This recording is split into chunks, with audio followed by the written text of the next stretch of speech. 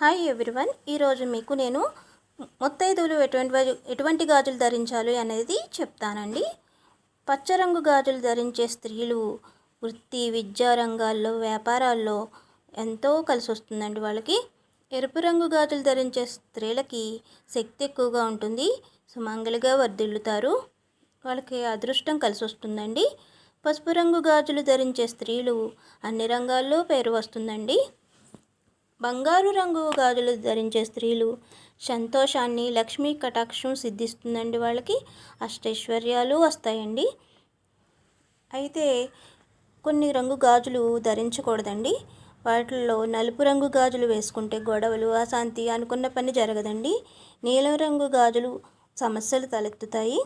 వెండి గాజులు బలాన్ని ఇస్తాయండి. తెల్ల గాజులు ప్రశాంతతను ఇస్తాయి.